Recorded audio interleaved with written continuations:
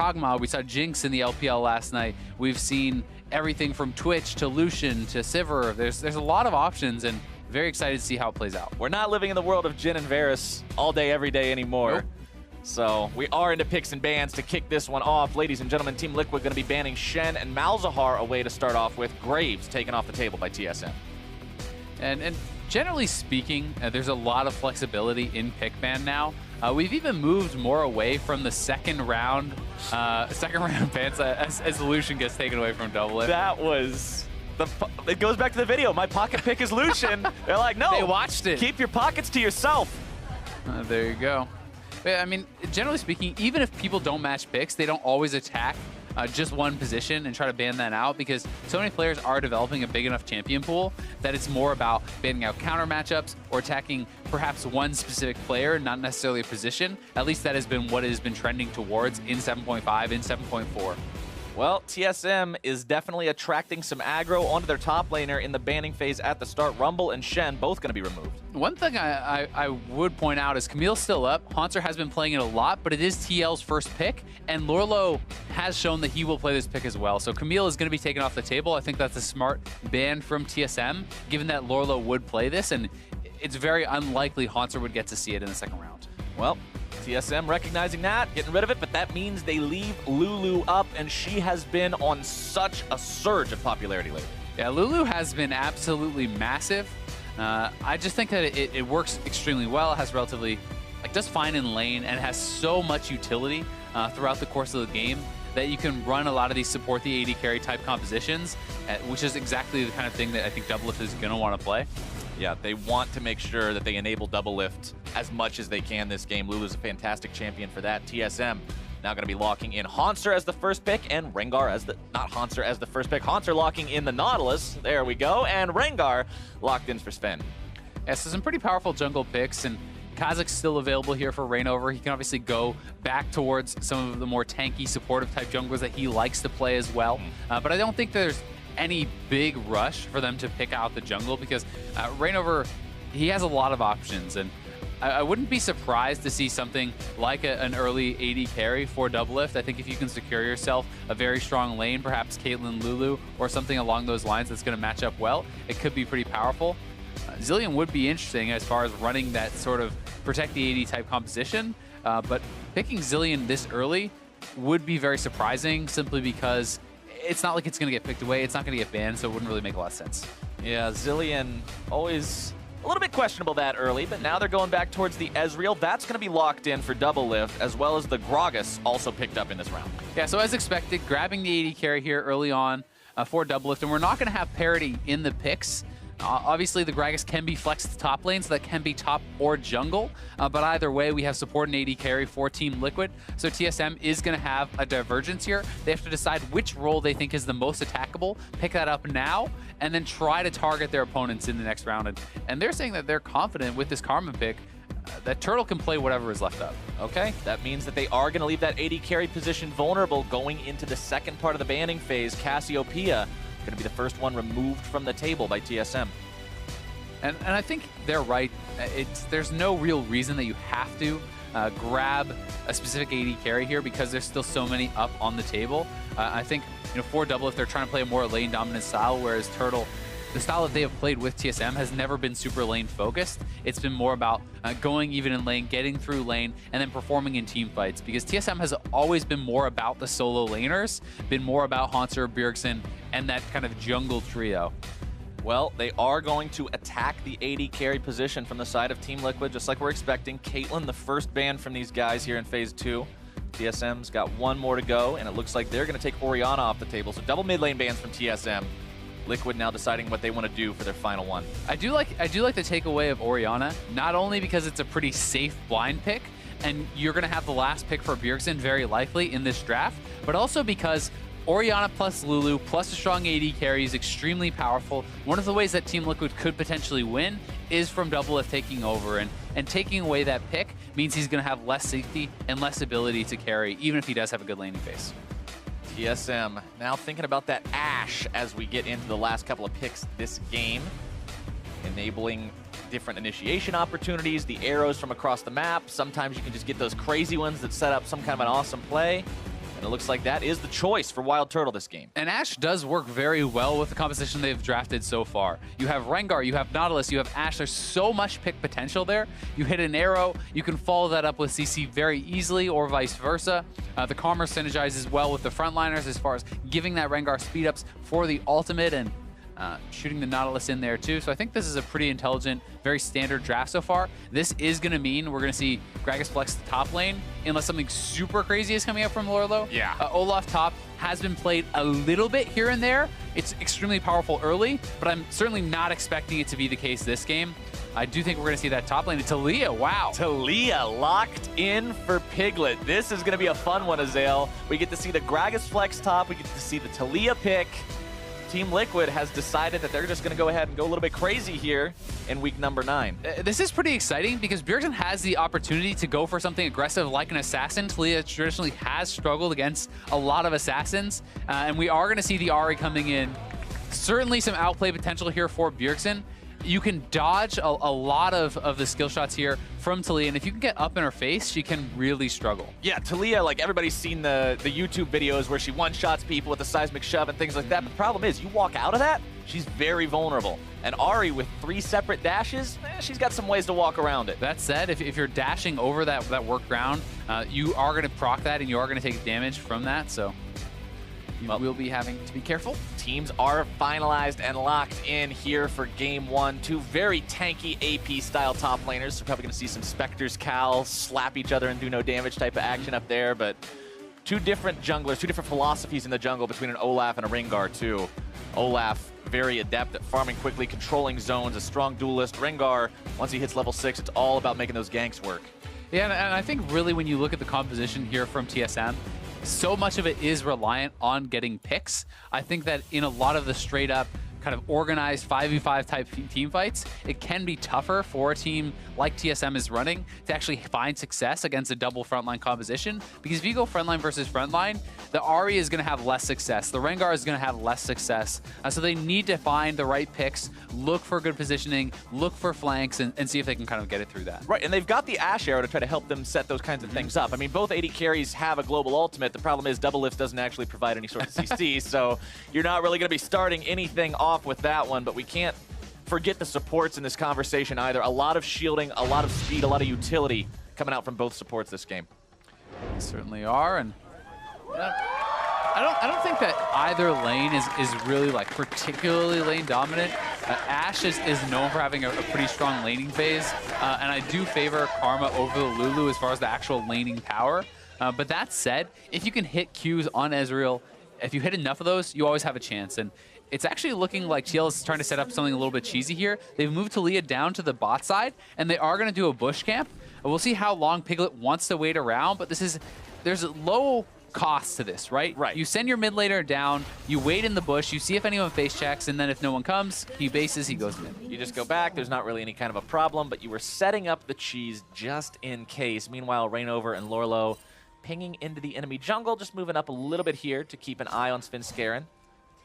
Make sure that he's starting those Raptors as everybody likes to start these days. Yeah, TSM is always going to play relatively safe, I think, even when there's just an Olaf on the team. Olaf kind of has that famous level 1 where you're so powerful, if you hit one axe, you often force a summoner. And we had seen a lot of people playing that style, Rainover last year and stuff, kind of famous for going bot lane with the Olaf, walking into a bush, and trying to catch someone face checking, because you can force summoners out like that. So TSM plays safe, nothing results. Yep, TSM does not want to risk that early. Remember, going into this game, 2 very different fates for these teams right now. Okay, now one thing to track here is we've been seeing more and more players actually trying to steal away one of the little wraiths here, and this is what Piglet is looking to do. He just wants to try to steal a single mini wraith and delay the level 2, but Bjergsen being over there is going to zone him off. Assure Sven gets that early level 2 and is going to have faster clear because of it. Good teamwork from Bjergsen, making sure that that level 2 does not get delayed at all, as the war has already begun down here in bot lane. Support's both going to be eating biscuits, trying to stay healthy as the poke flies back and forth. Double Lift getting that long-range Mystic shot onto Wild Turtle. And TL getting the shove. Getting that early shove meant that TSM has to back off. They have to play it a little bit further back. And, you know, Double's already hitting the first couple Mystic shots. The more consistent you are with those, the more powerful your lane is. Because in the ideal world, you're essentially only using your spells for poke, and you're using only autos to last the minions on Ezreal. Piglet also performing some good trades here on Bjergsen early, but we already talked about this matchup a little bit. It's all about once Ahri actually unlocks the ultimate, once she has the potential to go in on Taliyah, that's when things are going to be different. But one thing that is very different right now, 11-2 farm in the bottom lane. Double lift saying, hey, Turtle, welcome to my lane. Yeah, I mean, they're zoning them off a lot of the CS under the turret, too. So Turtle actually doesn't get to pick up too much of that. Obviously, for CS, you know, even though it's percentage-wise a big lead, it's not going to be the end of the world at this point if this lane can stabilize. And, you know, both supports have taken a fair amount of damage. One of the most important things to track in situations like this is actually not even so much their health, but how many biscuits they have remaining. And they're both sitting on only one biscuit on the support roles right now. Wild Turtle is going to have a ton of sustain, so it's actually better to target Biofrost in this situation because Turtle has gone for a 3-pot start. Yeah, he's got a lot of extra regeneration should they decide to pour those resources into him. Biofrost and Matt, both currently a little bit injured. We'll have to see how this lane continues to play out. Turtle, of course, bandaging up a lot of that CS problem now that he was able to farm underneath the turret. So not quite as bad as things initially looked, but he's got a lot to prove this game. Yeah, he certainly does. And you know, Doublelift didn't try to actually push the pace and try to poke him off some of that CS. He took the time to ward out that bot side and protect himself from any incoming ganks because, as we all know, it's rarely actually just a straight-up fair 2v2. Yeah. The game is very much so about playing around your team, playing around teleports, and playing around the enemy jungler. Bit of a scrap between the top laners here. Both these guys are going to get very tanky eventually, but early on there's always the possibility for a jungler to maybe show up, grab a cheesy kill.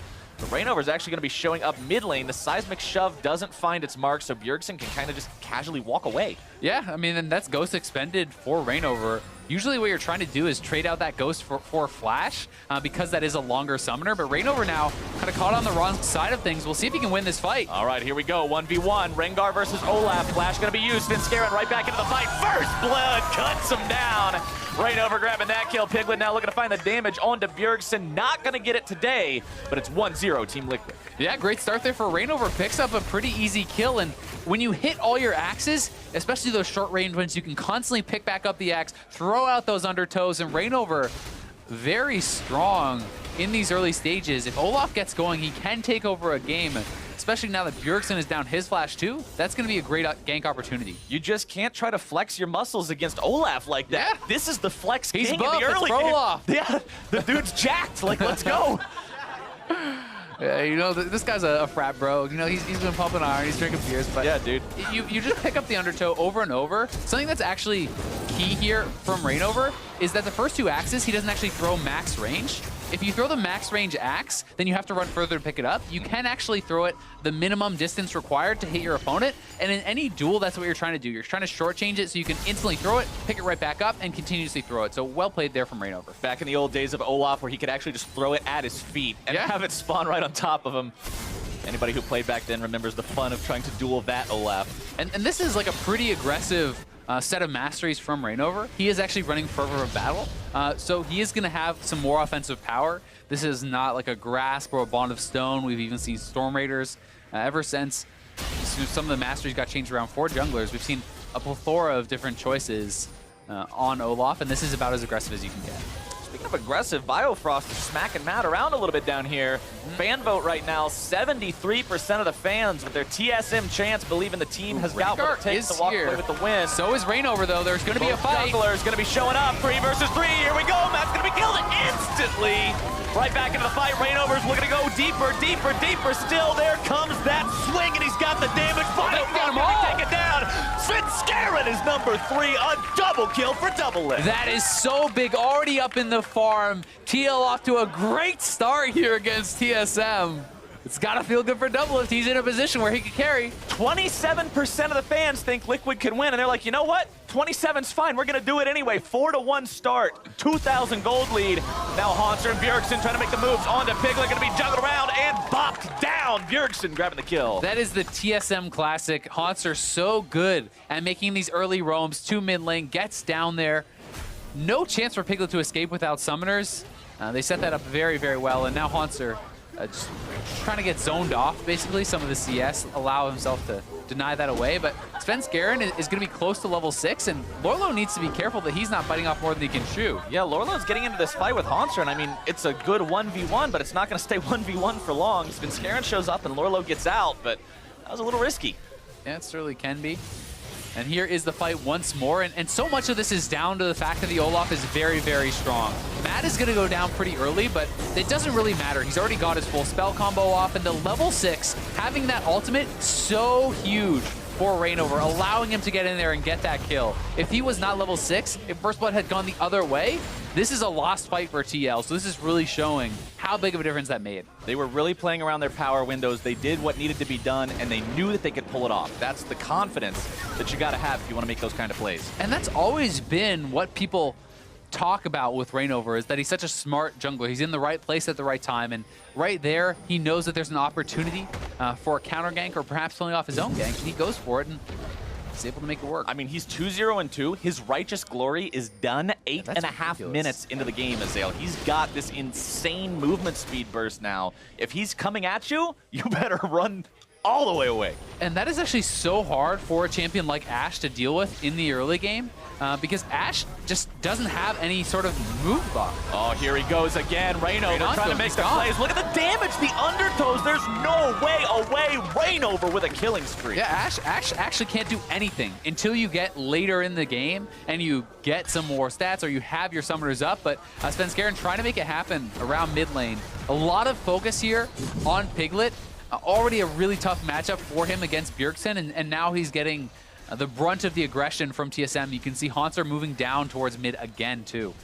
First turret blood likely going to be going the way of Liquid here. They want to give that solo gold to Double Lift, as Reignover and Matt will be trying to take the first Drake simultaneously. Double Lift letting this turret eat as many minions as possible.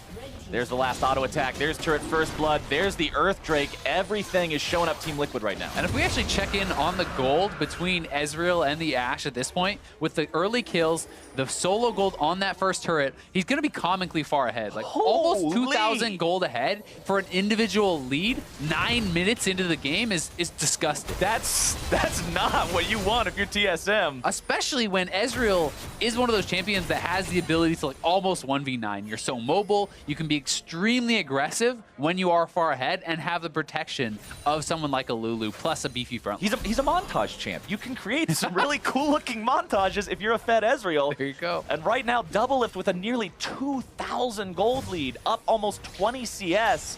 Man, he's in a great spot to be able to do that. Plus, there's no turret, so there's not really any safety now for Turtle and Biofrost. And when you're that far behind and you don't have the safety of your turret, you can always look for those fights. But that said, you still do have to respect the potential of the Ashe ultimate no matter how far behind you are. You can set up Rengar for ultimates, you can look for TP plays, and you can shut that Ezreal down. That's part of why the Ashe pick is so valuable, right? Even if you get shut down in lane, even if things aren't going your way. That's why it's the key special. That's why it's things don't often go his way, Flowers. Nowhere is safe.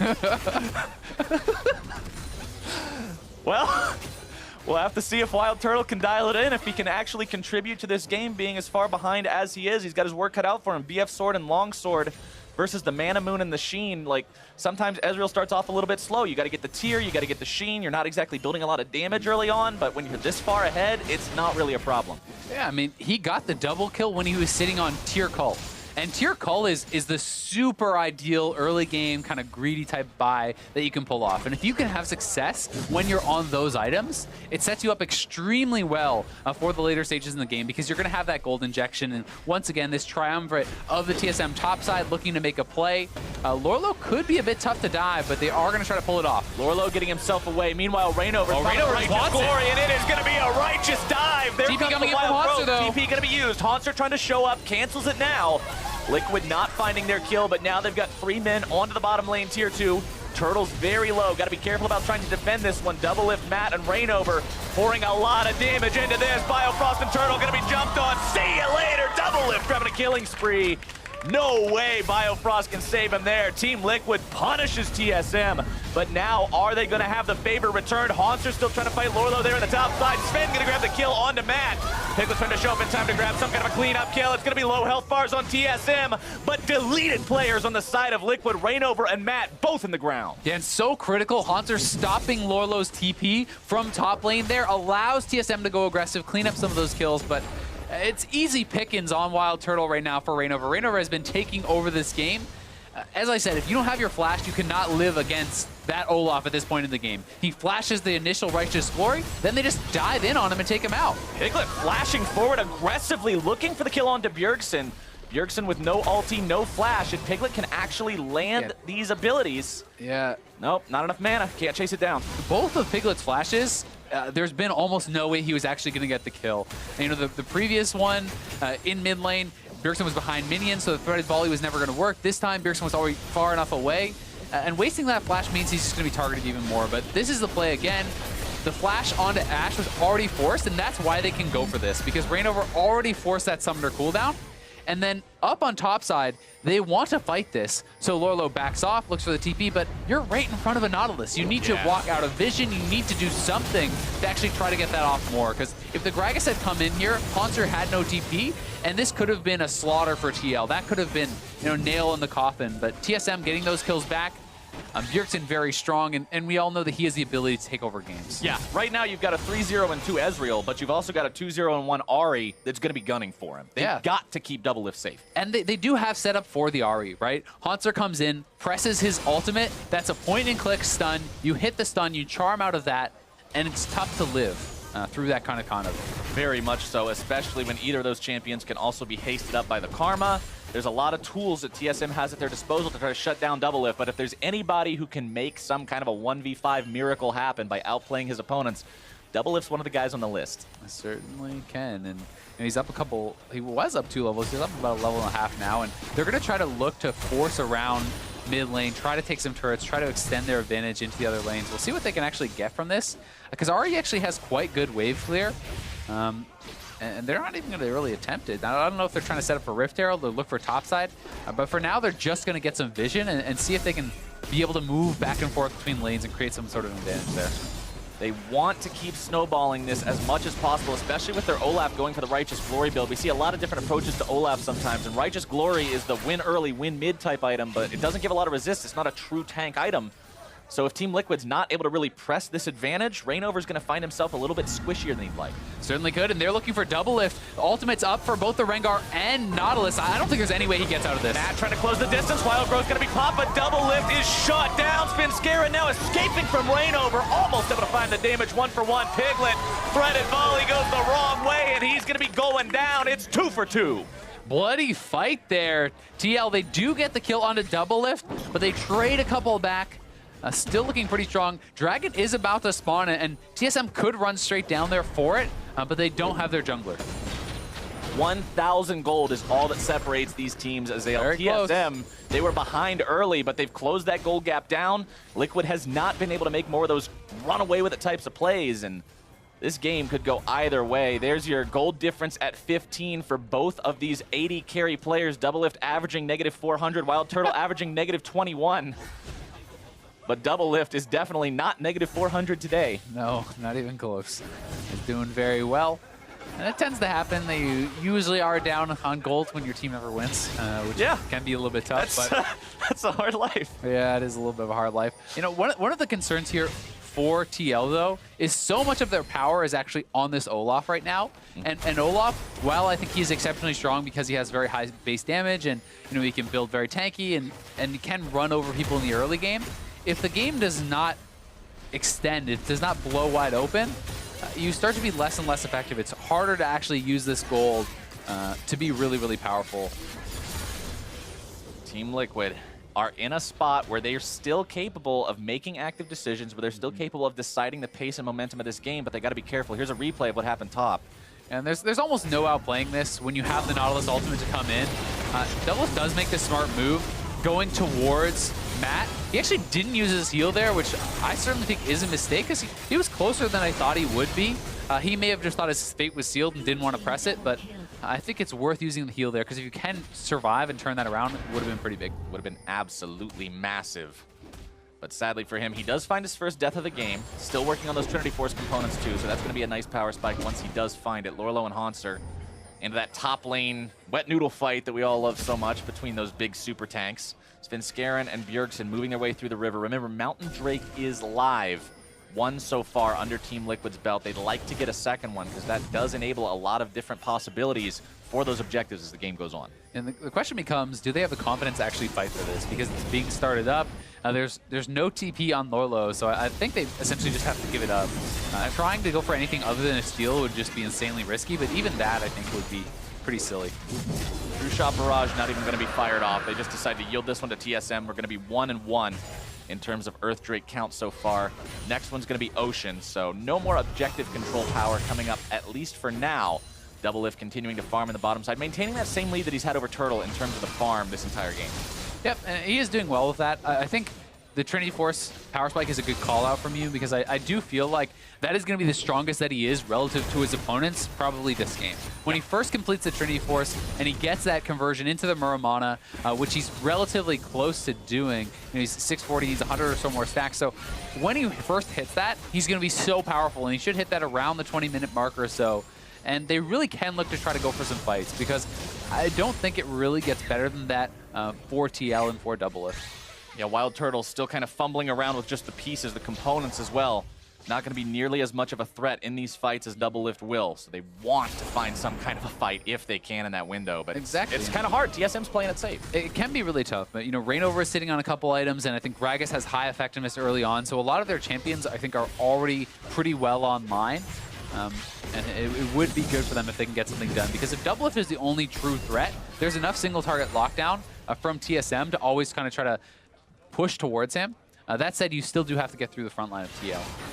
Which can be difficult if Lorlo and Rainover can get to the point where they are that massive just wall that's so impenetrable. I mean, you've got a Gragas, you've got a body slam. It overrides pretty much every other movement ability in the game. You can stop people, you can lock them down, put distance between Doublelift and everybody else with the explosive cast. And Gragas does have a lot of playmaking ability, similar to how I always think of Poppy as a top lane tank. The ultimate can turn things around, right? Like it's hard to place a value on this ultimate because splitting up a fight or knocking in a carry and getting them killed out can be worth so much more than the implied value of that ability. Right, it might do 300 damage or whatever, but that's not really the point. We're just looking to disrupt the team fight, cause that chaos that makes it hard for the enemy to play the game they want to play. As Liquid is still trying to get something here in mid lane. They've got a 1-0 turret advantage. They got the turret first blood a while back, but they've just not been able to turn it into anything else. Yeah, and TSM really has done a good job of stalling that out, and I think they played pretty intelligently. When the bot lane went bad, they focused on top side. But once again, down here onto Lorlo, looks like he's probably... Ooh, that bola! Yeah, he's out. Flashing after him, they'll go flash for flash. Lorlo getting away from that one. Yeah, not bad at all from Lorlo. A trade of flashes when you take down multiple ultimates there is great. And they're actually going to get the turret off that pressure. But they will be trading back topside. We'll see if they can make a play now on Sven. And Skaren forced to flash over the wall to keep himself alive. Piglet collapsing there on towards the enemy blue buff. He and Doublelift will be stealing this one away. Rainover making sure nobody else from TSM comes back to try to stop that.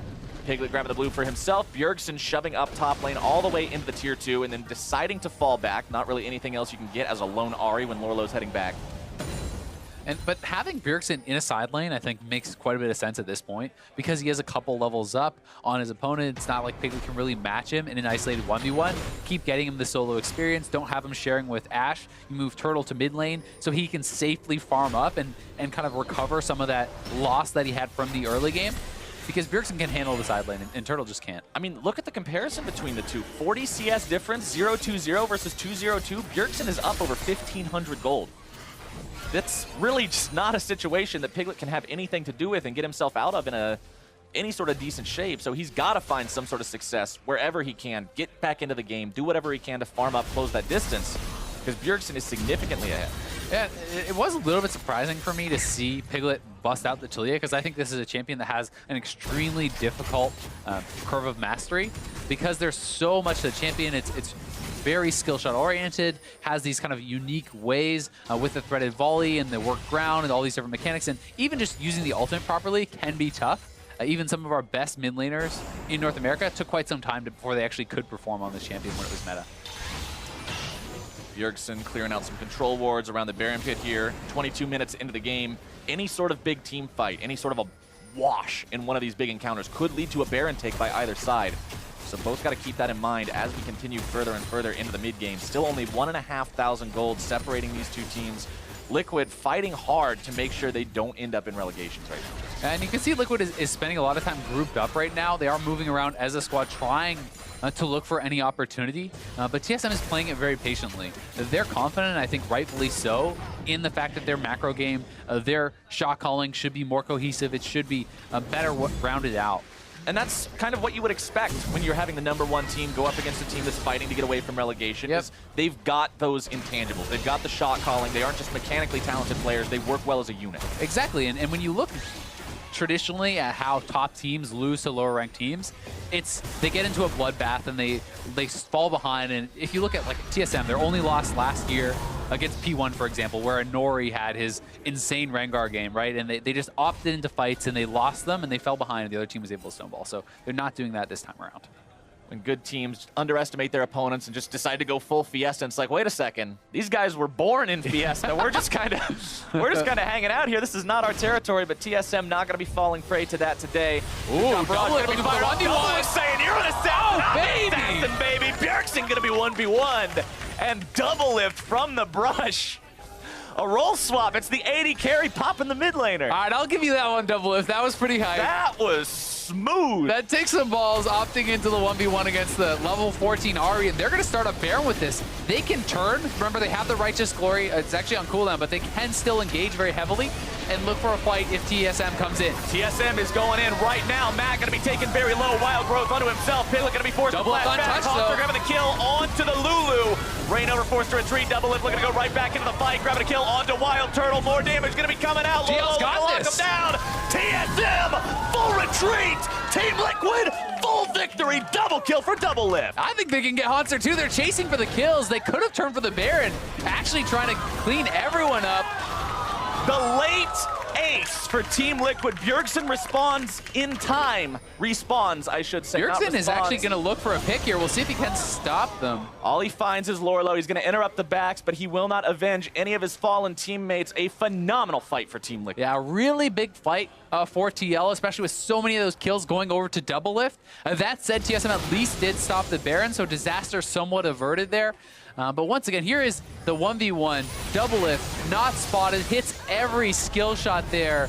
Just perfect from him, and then starting up the Baron, very intelligent. They're not looking to finish it, they want to force a fight with TSM's strongest member down. So they're able to draw in their opponents that get out the TP, and then they turn for the fight. And when TSM is not able to get onto double lift, when they're committing to Matt, this is almost always going to be a one fight for TL. Because double lift is so strong, he can go aggressive. Turtle steps forward, he says, yes, I will take that duel. Moves straight in and able to clean it up. Just weaves that Mystic shot right in to find the kill on the Wild Turtle, and after that, mop and bucket out. The cleanup crew is here. Everybody from TSM gets run down. Takes a while to get Hanser. Yeah, it does take a while. They finally clean him up. Not sure if they would have had the opportunity to actually go for Baron there or not. I don't know. I mean, maybe you let Hanser run and you try to force the Baron because it was only Bjergsen alive. Hanser would have had to base and had no TP. But that's a tough call to make. Absolutely is. They decided to go for the extra money from getting the kill onto Hanser, go for the safer play. And now TSM has the opportunity to take this Ocean Drake, the third Drake spawning this game. We're going to have one more Elemental after this one is down. That will be the final Earth. So one of these two teams is going to have that double Earth bonus after that goes down. Ooh, but Reignover, Bjergsen, everyone moved up top Reaper's side. Ball is used. Bjergsen trying to get himself away. Reignover popping the Righteous Glory. Bjergsen's got no more ult. Can he get out? Wild Growth used. He's not going anywhere. Reignover with a killing spree. Feels bad. Just could not outlast that ultimate. But hello? Okay. Matt? Lulu died on a turret. Question mark? Question mark ping him, boys. Hit him with the ping. All right, so it wasn't execute, so he didn't give away a kill to TSM. Just looking for that fast base. Fast. Recalling would take 8 seconds. I'm going back on the Express. All right, well, Svenskeren looking to make the run out of there. I think he might be fine, yeah. Piglet's now the one in trouble. The arrow finds its mark, and Hanser's getting the first kill. Now Liquid still trying to get something off the back of this. They want this fight. With Piglet gone, they got to be careful to not bite off more than they can chew. Still chasing after Haunter. Lorlo leading the way. Rainover right behind. Doublelift jumping in, shifting forward for the damage. Won't be able to bring him down. Not quite able to take him down there, but still getting some chunk down onto Haunter. Not bad. He's going to base, so that can allow them to set up vision once again around this Baron. Honestly, at this point, I feel like you should almost be giving the blues over to Doublelift because he has actually been running out of mana in a number of these fights. And yes, sure, Piglet traditionally would get more out of it, but Doublelift is so strong. And the fights are going to be about Doublelift. I think if you're TL, you just feed everything into him. You give double buffs to him, you give that blue buff over to him, and you see what he can get done for you. You go all in. Yeah. That's the strategy at this point. Especially with the Lulu. Yeah, he's 6-1 and 7. He's got a phenomenal support in the Lulu that's able to give him so much extra protection. Look at the build that he's completed 27 minutes into the game. You've got your Myr mana fully charged, your Trinity Force, Mercurial Scimitar completed, and Last Whisper so that he makes sure when he's hitting Haunter, it matters. Yeah. And I mean, it does seem a little bit solo queue to give him the blue buff. They're not going to do it, but I actually do think it would be the right move in this specific situation. Sometimes you need to be willing to kind of pivot away from that. Yeah. And just say abandon ship on that mid laner and give it over to the AD. I mean, Piglet's not been having a phenomenal game so far. No. We've seen him have some great games since moving to mid, and we've seen him have some not so great games. And right now, Bjergsen is showcasing exactly how difficult it can be to play against one of the top mid laners in the region after recently making that switch. And your mistakes are going to get punished that much harder. Any misunderstandings you may have about a matchup or timing or power windows, they're all going to be exploited. Yeah, they certainly are. And TSM looking to fight again. Haunter is behind. Popping the cleanse to get himself away. They're trying to collapse. Haunter going to be jumping right there into the fight. Piglet's going to be jumped on now. Having to get himself away, being bursted. Sven's going to die first. The heal is out. TSM. Rainover's killing Turtle. Rainover into the back line. Turtle get everyone down. A double kill for Rainover. Oh, baby. Team Liquid has found the clean ace. They're going to get the inhibitor here. Can march down, take the inhibitor. They may even try for the end. Are they going to they have 30-second death timer. They're going to go for it. I think they get it. They just have the tank for the minions. Team Liquid, they've got 5 people. They've got a minion wave. They're not backing away now. Doublelift leading the charge. Team Liquid looking to end this game before 30 against North America's #1 team. The Nexus turrets will fall. The respawn timers are too long, and Team Liquid, against expectations, will go up 1-0. How about that? How about that? He said best chance to win. Smash lane, take over the game. And that's exactly what he did. That was just amazing for Team Liquid. You're going into a game where everybody's saying, oh yeah, you know, it's Team Liquid, they're fighting to get out of relegations. TSM, this is the #1 North American team. You saw the fan vote, 73% of people are like, yeah, TSM, they got this for free. And Liquid's performance off the back of Doublelift was just... And so much credit has to go to Rainover. To me, he was, like, even though Doublelift is the star in these late game team fights, I think that Rainover carried this game. I think that his early pathing was fantastic. He picks up the solo first blood. He moves bot lane, gets bot lane rolling. He was even soloing out Ashe in the late game team fights. I think his build was smart. His pathing was great. And this was, to me, classic Rainover at his best. And then, you know, Doublelift really showcasing what an AD carry can do from ahead. And, you know, it's something that we also seem to talk about a lot. The star power on Team Liquid. You've got Rainover, you've got Doublelift, you've got Piglet, you've got all these players who are known for being so good. A lot of people are surprised that the team is as low in the standings as they are, and this game demonstrated what that star power can do. Exactly. This is what it was supposed to look like. This is, you know, okay, we bring in the MVP, we bring in another MVP, we bring in a world champion, right? Yeah. You have all these stars, and this is what you're hoping for. You're hoping, okay, Piglet has a bad game, but we have other people who can pick up the slack and who can look incredible even in a tough game. And they did here. I think the TSM drafted themselves a comp with a lot of barrier to execution, and TL got ahead and played really well. Yeah, Liquid played it exactly the way they needed to play it. For a deeper dive into how they played it and that Liquid victory, we're going to go ahead and check in with the analyst.